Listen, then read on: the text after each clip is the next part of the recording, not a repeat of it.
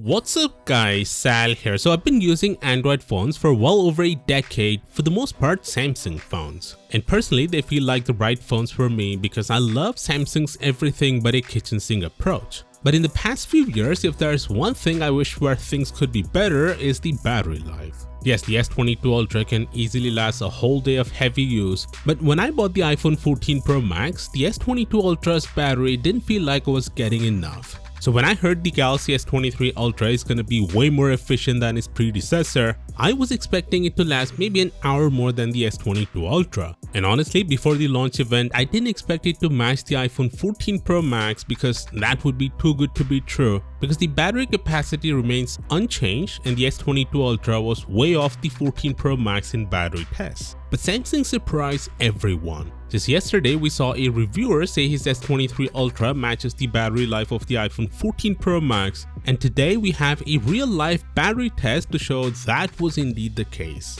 In the test, the S23 Ultra was pitted against the best of the competition, and even though the 14 Pro Max still won the test, it only won by 10 minutes of screen on time. If you consider the fact that Samsung phone's battery life tends to get better once the phone learns your usage pattern, which happens after 10 days or so, we finally have a Samsung phone, or Android flagship for that matter, that can outlast the latest from Apple, which is huge for Samsung or for Android. And what's even more impressive is that the latest Xiaomi and OnePlus phones are also using the Snapdragon 8 Gen 2 chip, and they are using the regular version, whereas Samsung is using the overclocked version. And the thing with the overclocked chips is that they consume more power. But despite that, the S23 Ultra beat them with a healthy margin, which goes to show the level of optimization Samsung has done this time, which is incredible if you ask me. Moving on, you might wonder why the S23 Ultra doesn't have the satellite connectivity feature even though the Snapdragon 8 Gen 2 supports it. Well, the CEO of Samsung Mobile explains why they didn't include the tech on the S23 lineup.